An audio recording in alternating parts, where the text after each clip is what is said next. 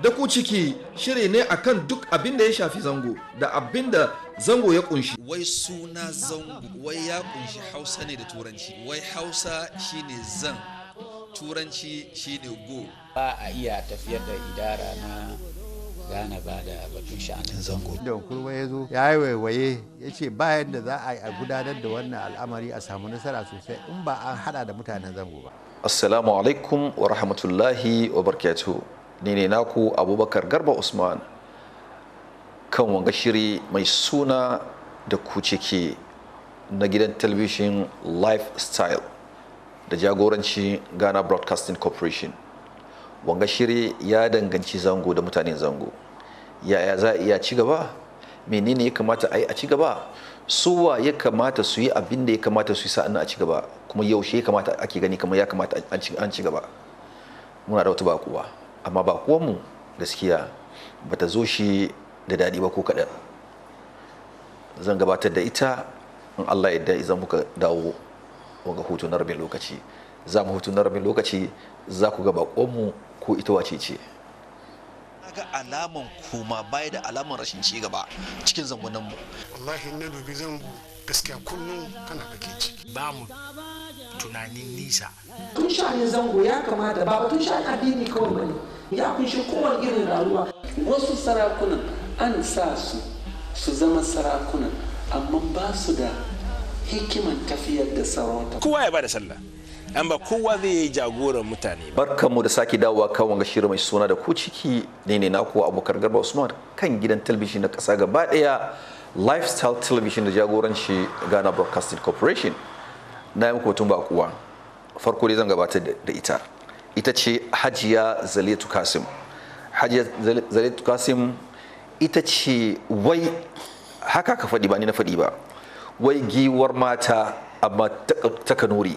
Na ce subhanallah, ai abubuwa sun kai inda suka kai, to babu damuwa, har yanzu da zamu yi hakuri da ita. Amma ita ce kakakin matasan Hausawa na Ghana gaba daya, abinda suke ce mai wai Hausa Youth Ghana. Hajiya, assalamu alaikum wa rahmatullahi wa barakatuh. Wa alaikum assalam wa rahmatullahi wa barakatuh. Wani labari na samu, wai Fulani ne ke sallah, da yake sallah ya nasu cikin sallansa sai ji wani na bugun bayan shi, sai yana buga bayan shi, yana buga bayan shi, sai Fulani na ce bari wai da ya kare sallah, wai inda babbar ya samu sunan shi kenan, ya zo yana bada sallah ka ce mai bari, shi za ka samu babbar bari. Shin gaskiya ne ko ba gaskiya ba Najiya? Ne ba gaskiya ba ne. To Hajiya, yanzu muna so mu dubi Hausa Youth Ghana. In aka ce Hausa Youth Ghana, wanda bai taba jin wannan magana ba, wannan suna ba, yaya zai samu fahimta su wane ne Hausa Youth Ghana? Okay. So, a gurguje ce assalamu alaikum wa rahmatullahi wa barakatuh ga viewers ɗinka. So Hausa Youth basically is for all Hausa-speaking communities in Ghana. They are youth. So, matasa, kowane kabila, kowane yare, kowane abin da ke cikin Ghana, duka ke cikin community Zango, duka. So, na ce kamar ciki aka cire matasa to jagorantar da issues to basically be among conveners ma issues da ke abin ga fuskantar matasa cikin zangonninmu. So more of either a vessel or a bridge, or basically inda da mu samu link to stakeholders, to government, to private sectors, a jagoranci basic leadership mu samu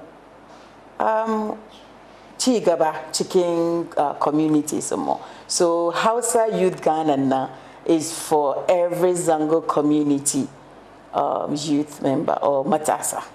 Shi sa zan fahimce ki tankan Hausa Youth wani murya ne na matasa da ke shawo hankulan shugabanci da shugabannin ya za a iya kawo ci gaba cikin zango.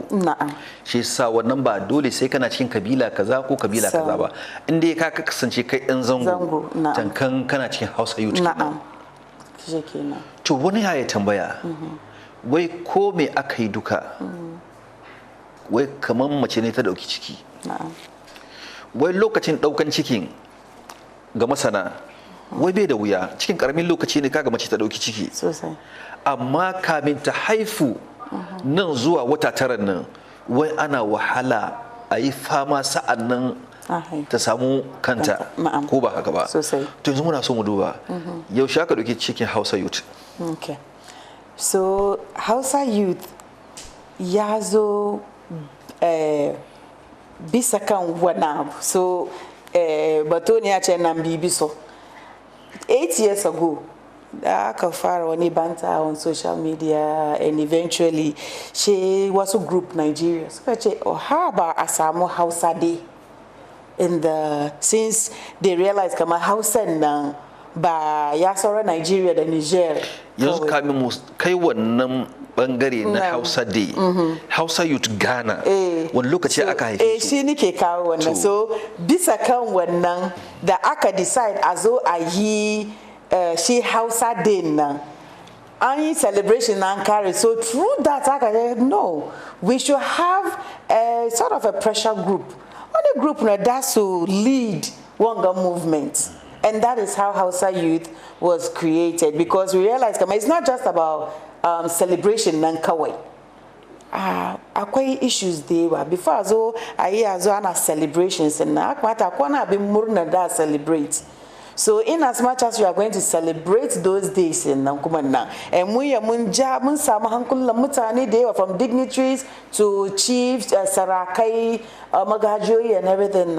Why not make this an NGO, a unified NGO, that to doki as a leadership in as much as a celebration kumana and fix problems in the face youth and to the youth and also discuss social media and I can come together, I can celebrate and I come together kuma I organize programs in the Zekamuna Chigaba chicken community. So that's how Hausa Youth came about. Na'am. Har yanzu dai za mu duba kan batun wurin daukan ciki. Na'am. Yanzu an dauki cikin. An yi gwagwarmaya har wata 9. Na'am. Har an haihu. Na'am. Kin san in aka haifi yaro kuma ranar da yaro zai so ma zama ana murna ne kamar ya zauna. Na'am.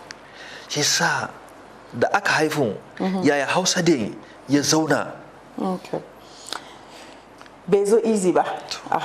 Don komi da zai zo ya kawo ci gaba duka ana samu wasu cikas, an samu issues here and there, from organization to the structure to leadership, komi kadan with leadership manya kuma da muka seek advice and so through that the sulhun da aka yi and all that aka zo kadan aka za ka fara make it, because in da aka fara Hausa Day now be bunkasa ba, an fara daga abin ga Wembley Kotobabi, the very first one 8 years ago. Shi aka zo aka move shi wurin kakana sarkinka chief imam da aka kai daga Fadama. So by the third year, which is the second one in Fadama now, that's when Hausa Youth nan ya fara shape. So through wani fahimta da also ganewa kaman mu muna cikin zango muna yin abin amongst us, ya kamata mu fita da shi. So those that in the leadership positions in the muke neman attention su taimake mu nan, ya kamata mu kai abin kofans. And that is how by the 4th year I can start getting the government involved. And alhamdulillah suka bamu izini muka use State House, forecourt of the State House, that is in the parliament. Manya da su wani magana wai kami a kiɗe biyu sai an kiɗe ɗaya. Sosai. Yanzu muna na ɗaya kenan. To abin da ke faruwa ne lokacin da kuka soma yaya kuka samu taimako wurin waɗanda suke da ilimin rayuwa na ilimin karatu sa'an nan waɗanda kuma su ma suke da kuɗi da za su taimaka muku yaya tafiyan ya kasance? To sha ce kamar in ka start kowane NGO ko kowane initiative na kake neman ci gaba ko ya ka in kai fira ko wanda shi kuma yake da kishin making sure kamar okay abin ga ya kamata ya happen shi yasa mun samu sarakai mun samu sarauta inda suka taimaka da kudi wasu kuma in kind in making sure kamar program nan comes to fruition. Individuals ma da yawa na kowa ke kawo nashi gudunmuwa so a iya a ci gaba da aiki shi yasa na ce mun samu sosai mun samu opportunity mun meet individuals na ke make impact cikin communities mu from north to south. Alhamdulillah, as we network na shi wani ce ya kamata ka kira kaza ya kamata ku kira kaza ya kamata ku je ku gan kaza, and that is how we were able to build on it. Aka gama she ayi. It's all by benevolence and individuals, some government institutions, the masarauta, the magajiyoyi cikin zangonnan mu. Shi yasa muna samun taimako from all these angles. Wai duk mutum na abu duka yana neman ci gaba ne. Na'am. Kin magana mai kyau mai daɗi kan da aka yi aka tallafa aka taimaka aka ba ku agaji wurin ci gaba. Me kike gani kamar in kun ƙara samu zai taimaki wanga kungiya na Hausa Youth Ghana? Okay. So earlier she na ce kamar Hausa Youth Ghana now mun start kadan and eventually we found ourselves being a pressure group. In the sense kamar it's not for just celebration da ake yi amma ci gaban da za kawo ma matasan mu. Akwai da yawan da ke neman skills, akwai da yawa unemployed, akwai da yawan da sun school sun kare ba aiki.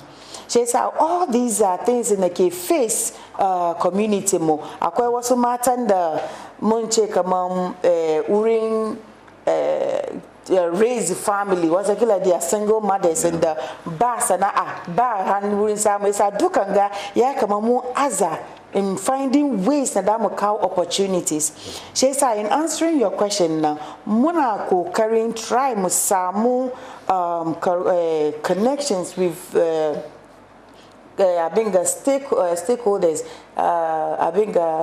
leaders in communities, those that are making the laws, those that are making the rules, the initiatives in da ake kawowa yanda zai tafiyar da garin as a whole. Amma community mu is behind because muna lack cikin abu da yawa. Shi yasa in as much as we plan Hausa Day muna kara workshops kuma ciki na dai fahimtar da kowa. 3 years ago mun fara da security when it comes to sarakamu magajiyoyi mu nan da za su tafiyar da communities su inda suke lead inda suke jagora. Muka yi wannan muka kawo security persons aka zo government officials aka za ka yi daga Kandaho. The following year kuma nan we wanted development for empowerment and all that chicken community and also citizenship. So last year kanga mun liaise the office in NIA in the citizens issue na ke face zangonnan mu da yawa. NIA masu ba da takardar kasa gaba. National yes.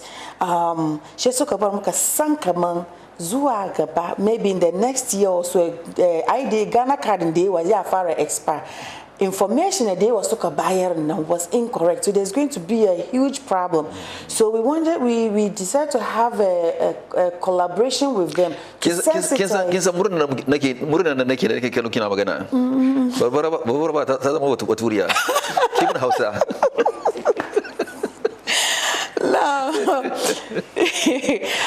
Hausa dan to. Ko mun yi shi Kanuri. Da yake wa mari Hausa ne.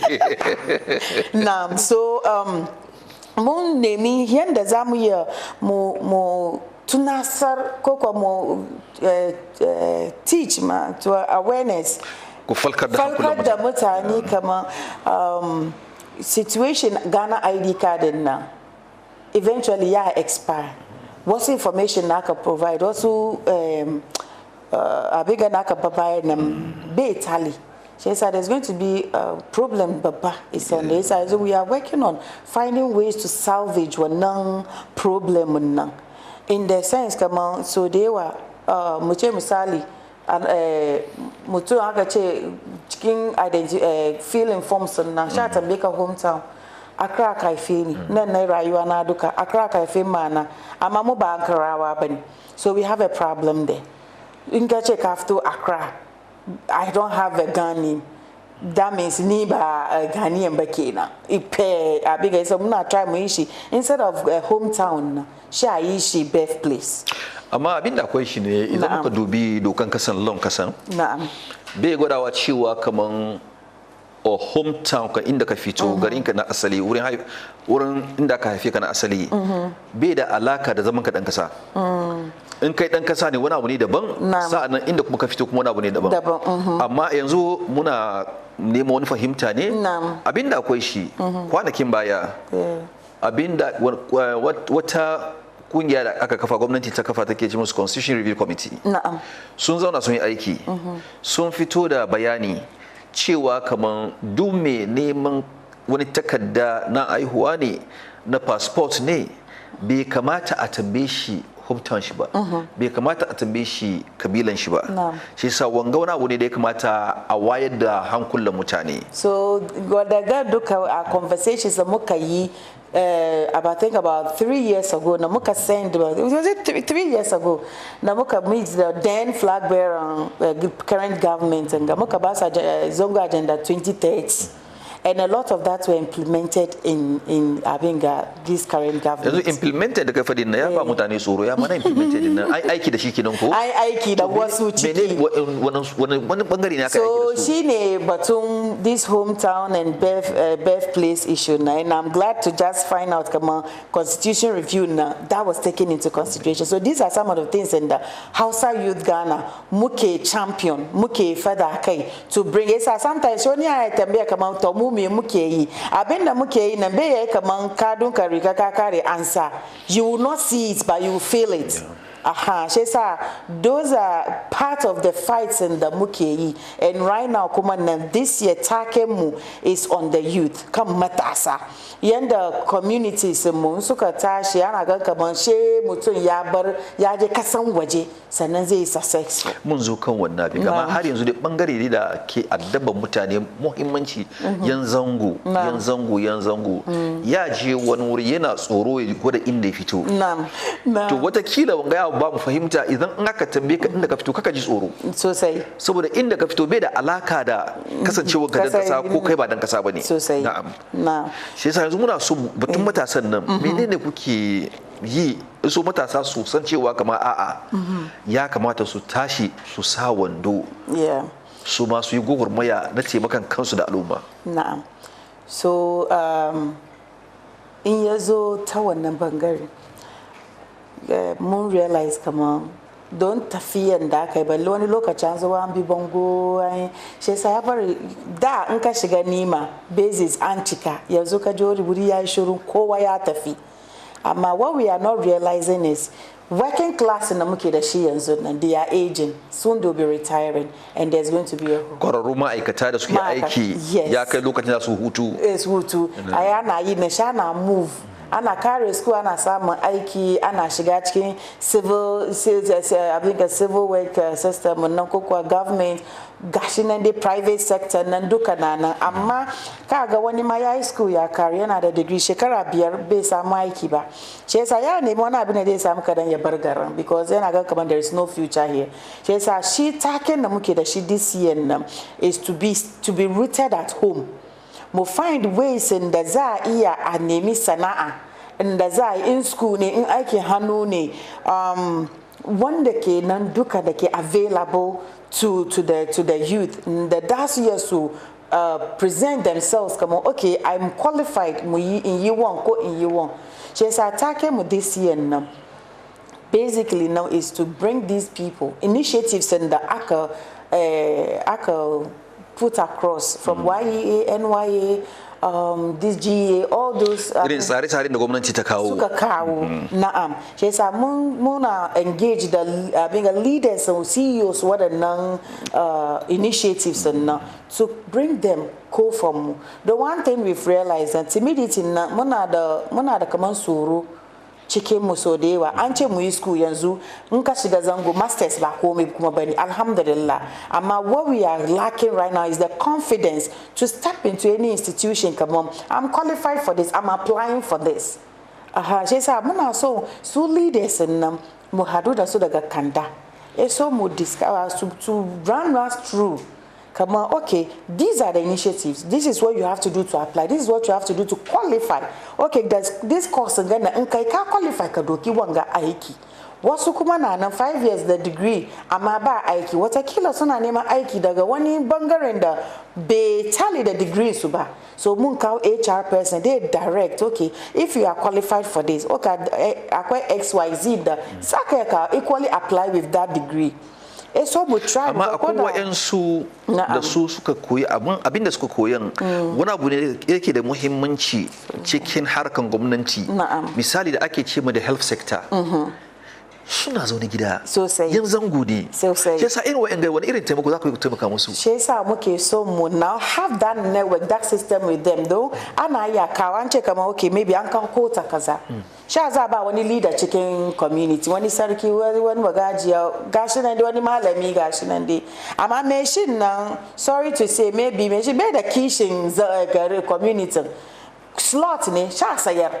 So now we are trying to position ourselves. Come on, okay, Hausa Youth, we are here. How many quota do you have? When the community, is it the south, is it the north, is it the central somewhere?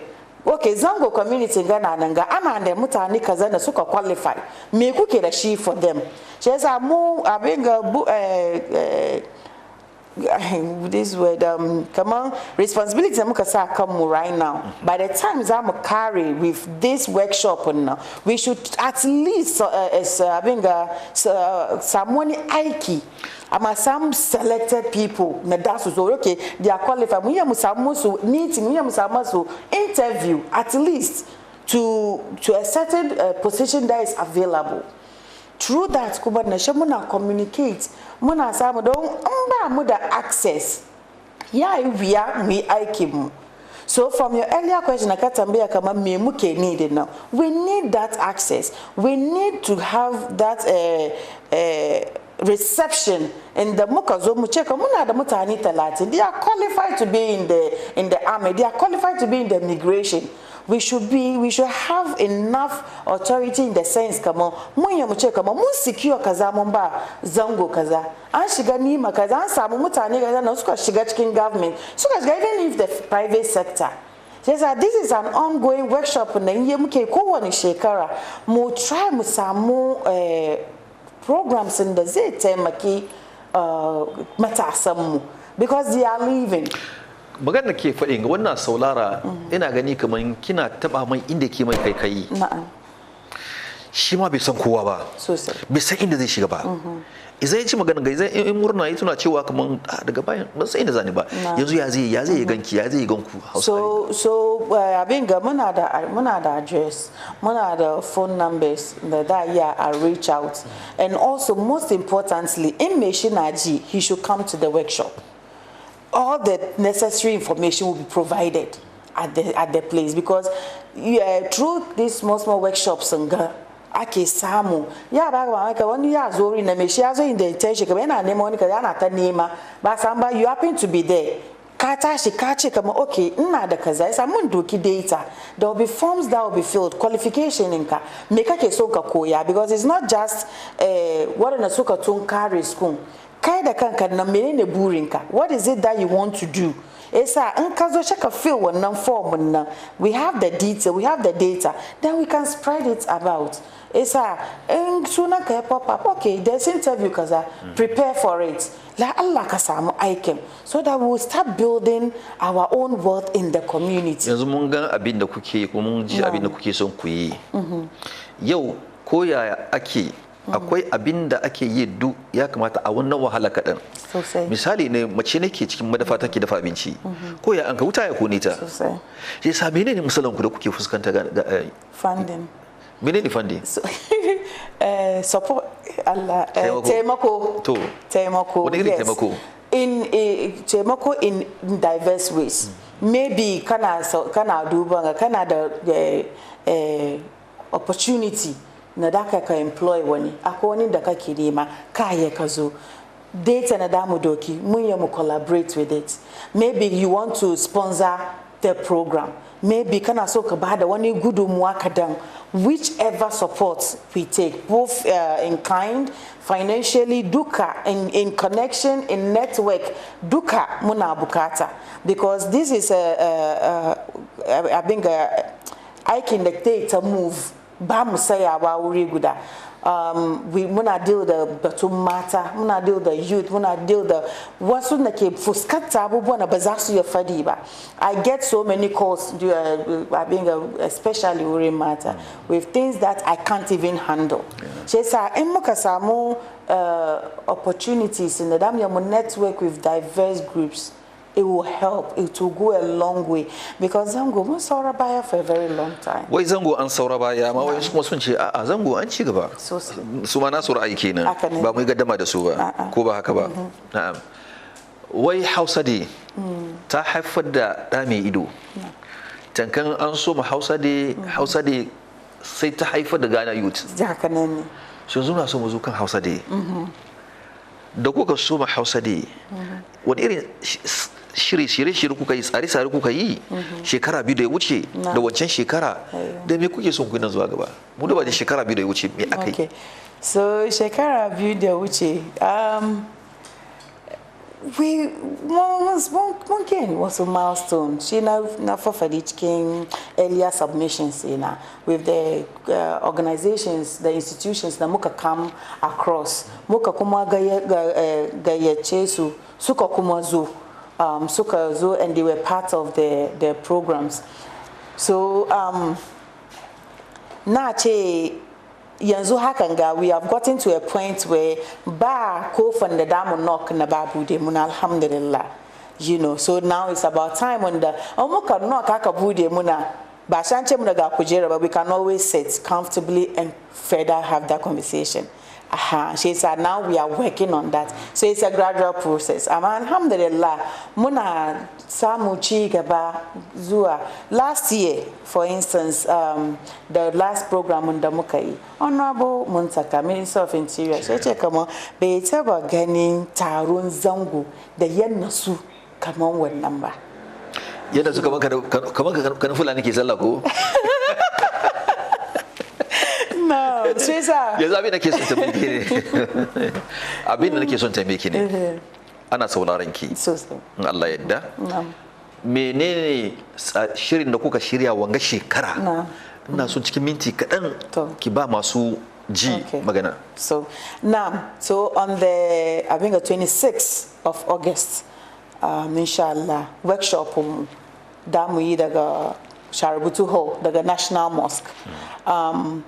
At 12 p.m. za mu kawo shahararrun leaders da da su zo su abin ga bayyanar da opportunities da ke available ma matasa. Shi yasa in yau ke matasa ne ko kai matasa ne kake nema aiki ko kana neman ka koya wani sana'a, all those opportunities will be led to bear daga wurin. Shi yasa ni 26 nan ma ni wannan ke kan wanda ke kan zuciya na kenan, because ina is for improvements, for development ma community mu. Shi yasa that one is very, very important to me. Wani rana za a yi shi babban taro? Shi babban taron kuma na 29th kenan. Daga na za a yi shi? Daga State House. Shi babban taro? Nani State House? Parliament, opposite Conference Center. In aka je Conference Center, gini na ke kallon Conference Center shine Parliament, inda majalisan dokoki ko? Dokoki na. Good. So akwai abin da ake cewa kama akwai manyan mutane da ake gayyata wurin taro. Su wani aka gayyace? Mu yanzu haka ga muna jira mu samu for confirmation mu, don last year ya ce muna ya zo da shi shine mai gari.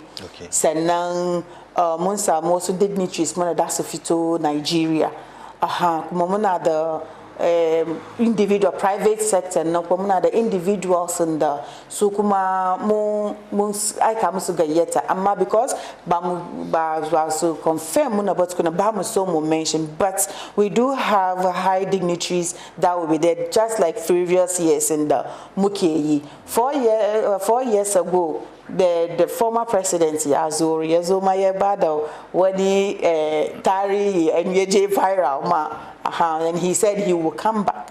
She said inshallah watakila this year ya zo mu samu ma commissioner Nigeria don Hausa ai wuri ya fara sa ko menene ya kamata ka kuma involve so, and then other nations in ke Hausa kuma we are trying to get their leaders there. So yeah, the sarakai mu the magajiyoyin mu and youth leaders mu su duka will be present on the 29th at the forecourt of the State House, inshallah. Akwai abin da ake ce mai lokaci kamar yau hakan ga lokacin sallah azafar bai kai ba za ka yi sallah azafar ba ko ba haka ba, so wani lokaci kuke so mutane su zauna?